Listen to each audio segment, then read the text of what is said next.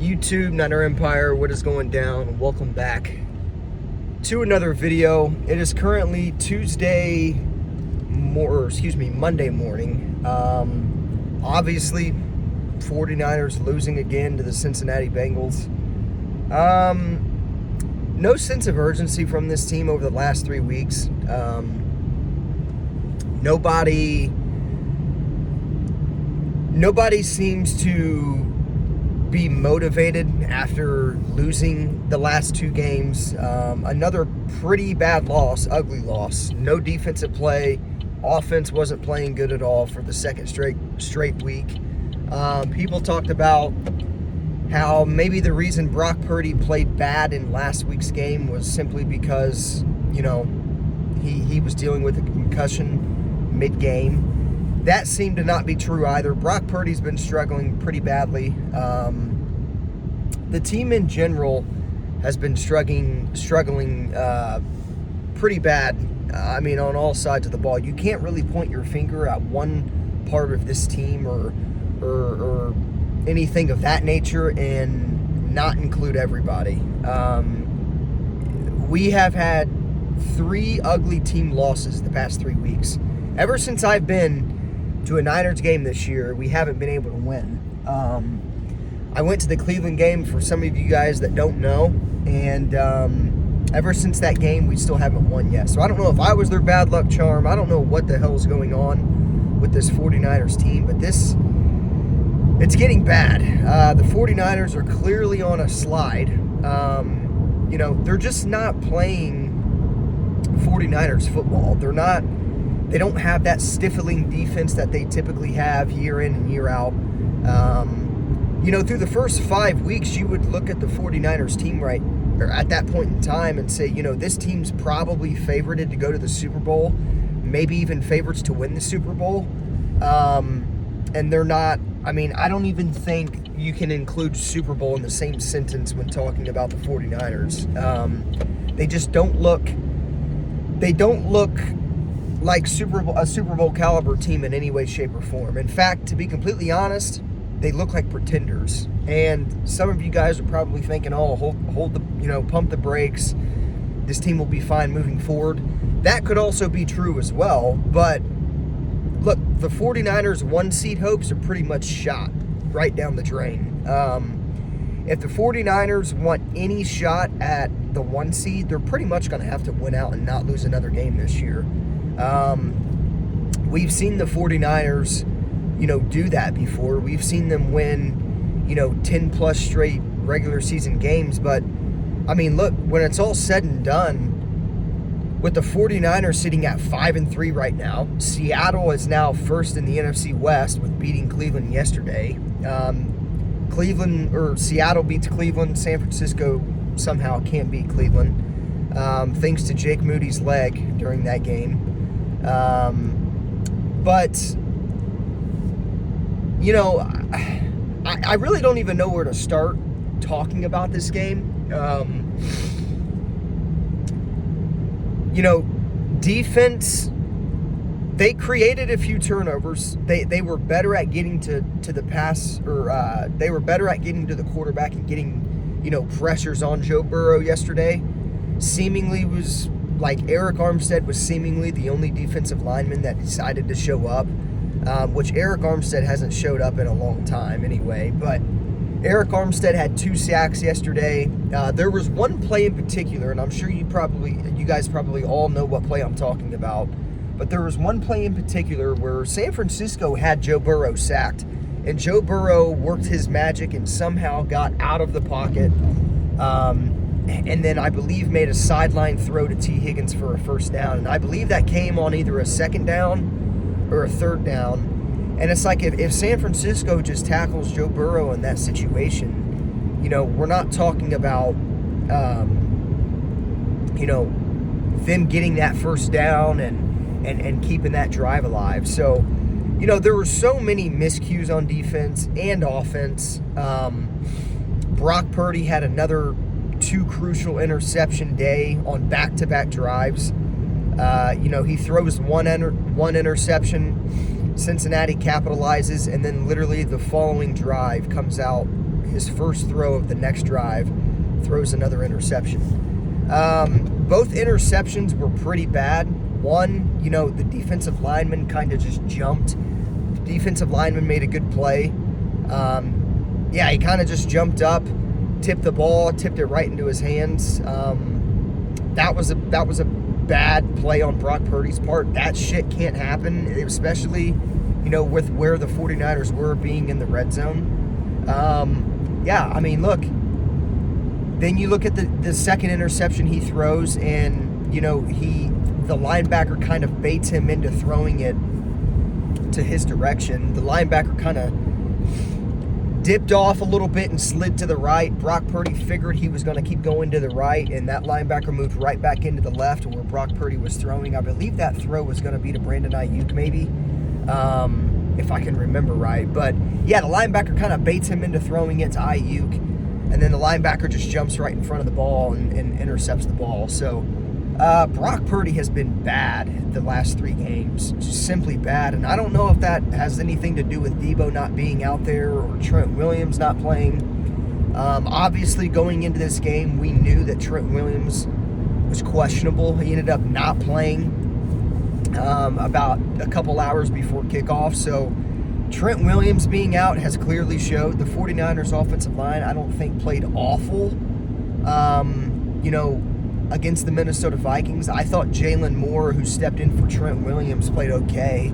But I definitely think, this week, the offensive line was way worse than what it was last week against Minnesota. So, the 49ers are a bad football team right now. There's really nothing else to say about that. The way this team has played over the past 3 weeks, there's no sense of urgency. The defense has given up way too many big chunk plays. And then you look at the offensive side of the ball, and it's like, we can't figure out a way to score over 20 points. The 49ers were scoring 30-plus points in, like, the first 3 to 4 games. And then, they played Cleveland, which Cleveland has a stifling defense. You play Cleveland, you put up 17 points.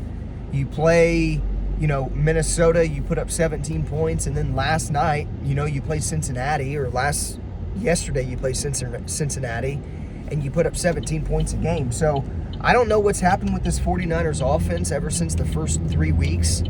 They were putting up 30 points with ease, and it's like now the 49ers can't seem to score over 20 points. So the 49ers are in a rough situation right now because, like I said, with Seattle overtaking the division, with Seattle being first in the division, San Francisco, they're a game behind Seattle, but knowing that, you've lost the lead in your division, knowing that you have the toughest, 7-game stretch of the season coming up after this bye week, and then obviously knowing that your 1 seed hopes in the playoffs are probably and have probably ended already, considering Philadelphia is going to keep winning, and I don't see Philadelphia winning more or losing more than 3 to 4 games.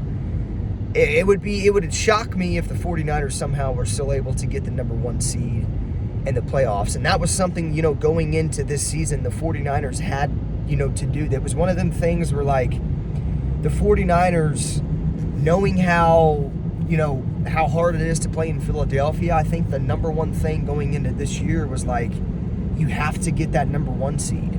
And then, of course, with the 49ers losing 3 games up until this point, and we're only at the midway point of the season, it's just going to be really tough for the 49ers to bounce back and win a bunch of games to try to get, that 1 seed back. I don't think, like I said, right now, it's looking like there's no way, with how many games the 49ers have lost in such a short amount of time, it's really hard to see the 49ers winning and being able to get that number 1 seed. So that's going to be tough as is. And then, going back, to who they play coming up after the bye week, you have Seattle twice, which, you can't say anything about Seattle. Seattle always gives the Niners a hard-fought game. You look at Philadelphia, you play Philadelphia in between the 2 times that you play Seattle.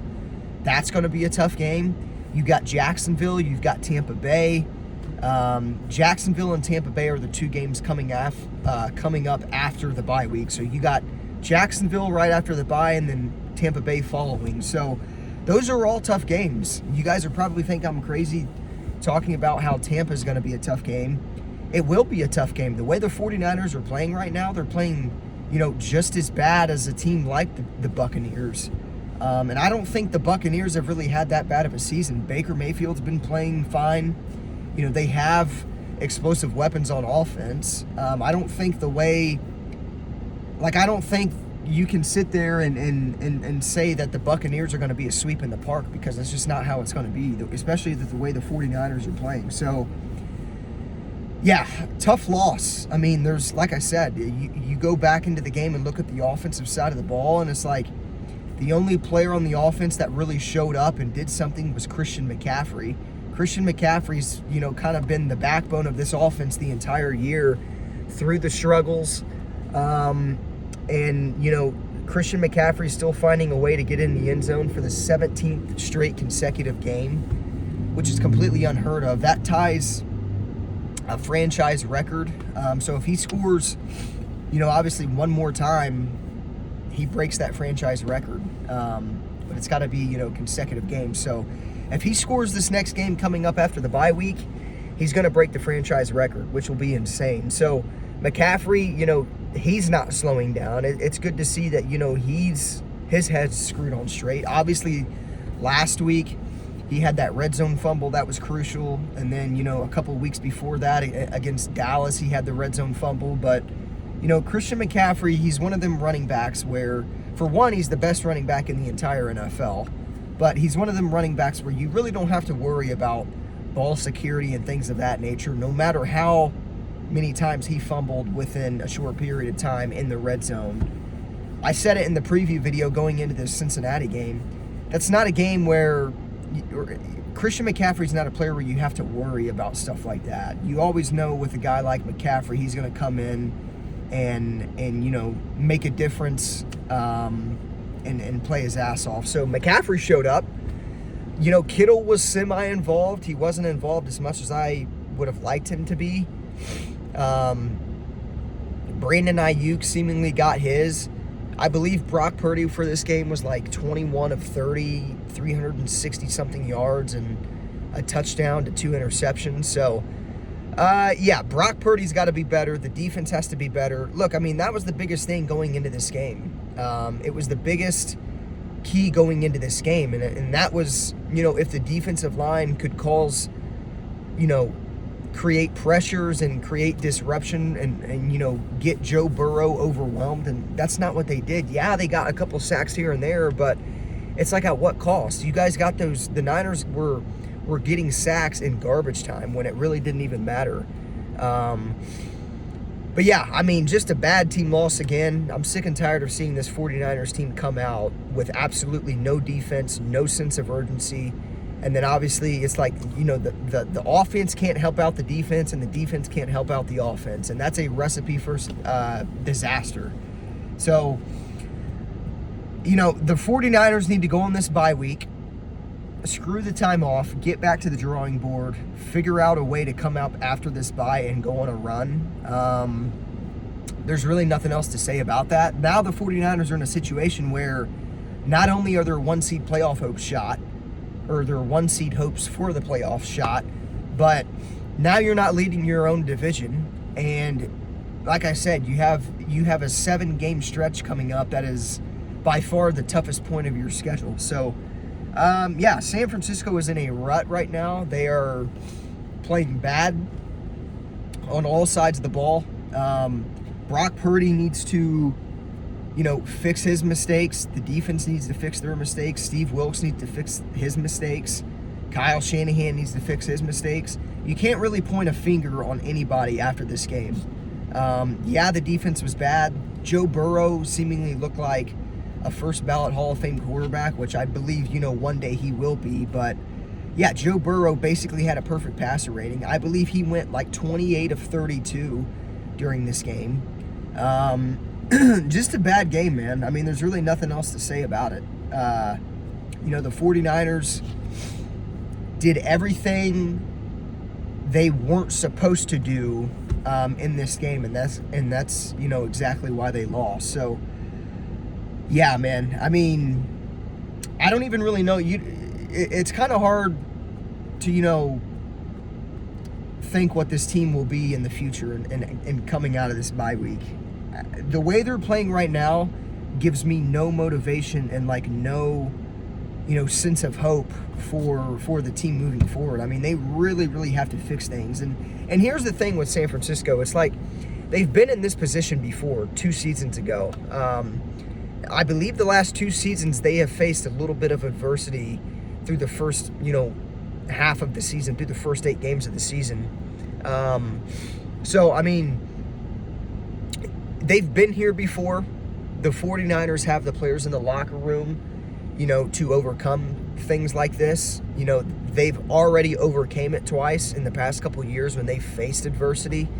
And it's like, the past 2 years when they have been in a rut, or they have, faced a record that where they faced a record where you have 2 more wins over your losses. They've been in this position, and I think, the guys in the locker room and star players like Fred Warner and Bosa and McCaffrey, all these guys have been in this position before, and they'll know how to overcome it. So, I mean, I'd like to sit up here and say I'm not worried about them overcoming this, but it's really hard to say that right now. I mean, all these players are talking after these games, talking about, how, a little bit of adversity is nice and this and that. Well, you said that the past 2 weeks as well. And there's been no change. So, I believe that the 49ers can overcome something like this and move on and get on a roll after this bye week? Yeah, absolutely. But at the same time, it's like the 49ers, have said that they've been in this position before and that they can overcome things like this. They've said this stuff the past 2 weeks, and nothing's changed. So they really got to get back to the drawing board. Everybody included, coaches, players, whatever the case may be. They have to come out of this bye week and start winning football games. There's really no way around that. So, yeah, again, you can't really point your finger at one point of this team and blame the loss on that point of the team. Everybody was bad. The quarterback was bad. The offense in general was bad. The defense was bad. The 49ers need to wake up, and they need to wake up soon, because the NFC has never been as wide open as it is. And I don't know about you guys out there, but the way I'm looking at this 49ers team is, if you don't win a Super Bowl from here on out, it's a bust of a season. I'm tired of getting to the NFC Championship and winning that and losing the Super Bowl. I'm tired of getting to the NFC Championship and losing in the NFC Championship. At some point in time, your Super Bowl window will close. And I think, with the 49ers, when they moved on from Trey Lance and they moved on from Jimmy Garoppolo, and those were both moves that, maybe I didn't agree thoroughly on the Trey Lance situation and how they handled that, but that doesn't matter, because what's happened is over and done with. And, the 49ers moving on with Brock Purdy was them saying, we feel as if Brock Purdy is good enough for us to win a Super Bowl. This roster of 49ers players is it's the perfect recipe to win a Super Bowl. And if you don't win a Super Bowl from here on out until this roster gets blown up or something along the lines of that, or, guys start leaving, it's a bust. It just is. That's how it is. I'm not one, at some point in time, getting back to the playoffs and winning playoff games, getting the NFC Championship isn't good enough. The 49ers have been to 3 NFC Championship games in 4 years. They've been to a 1 Super Bowl appearance in 4 years, and they lost when they should have won that Super Bowl. You're up by 10 points with 6 minutes and 43 seconds to go, and somehow you find a way to lose. So the 49ers need to wake up, because if they don't win a Super Bowl this year and from any year, on out, or from any year to come, as long as they have this core team intact and they don't win a Super Bowl, it's a bust of a season. It just genuinely is. You have too much money invested into this team to not go out and win the Super Bowl. So going into this bye week, you got to get back to the drawing board. You have to make adjustments necessary. Kyle Shanahan needs to make offensive adjustments. Steve Wilks needs to make his defensive adjustments. You got to get healthy. Trent Williams needs to come back. Deebo Samuel will be back after the bye week. Hopefully we can, look at this Niners team after the bye week and say, they got healthy. They did exactly what they needed to do in the bye week to overcome their struggles. And yeah, hopefully they can start winning after the bye week, because they definitely need wins coming after the bye week. They really need to go on a run. And this next 7-game stretch will really be a true testament to who this team is. I think that the 49ers are a team that can overcome things like this. Like I said, they've been in situations like this, but I got to see it, because, these 49ers players after the past couple weeks have been saying, we know who we are as a team. We'll overcome this. We've faced adversity before. Let's see it. Enough talking, more doing. I think that's kind of like the theme of the last 3 weeks. They've done all this talking about how they've been in these positions and they've faced adversity, but they're not like doing anything about it. So, another brutal loss, man. There's really nothing else to say about that. 3 weeks straight, 3 losses, bad losses too, bad football on both sides of the ball. You can't really point your finger. Last week I thought you could point your finger at the defense, but Brock Purdy and that offense is not innocent either. They're not clear in the clear either when it comes to their struggles. So, 49ers need to wake up. They got to start winning after this bye week, and we'll see what happens. But it's going to be a long bye week. It's going to be a full month without a 49ers loss. When you total in that bye week with the 3 weeks in a row we lost. 4 weeks without a Niners win is going to be brutal. It's going to be a long bye week. We really, really needed a win. If we won yesterday, it would make me feel a lot better going into this bye week. But we didn't. We simply didn't. And now the 49ers have dropped 3 straight heading into their bye week. And, they have lost to 3 teams in which they should have beat. It's plain and simple. With or without Trent and Deebo, they should have won the game. They were the better team on the field yesterday. But what separated the Bengals from the Niners yesterday was simply their quarterback. And I would probably say the coaching. Kyle Shanahan was probably outcoached once again. Steve Wilks had no answer for Joe Burrow and Jamar Chase. The run game, Cincinnati's run game, has been non-existent all year. Joe Mixon had a great day on the ground yesterday. No defense, no offense yesterday. That's a recipe for disaster when it comes to an NFL team.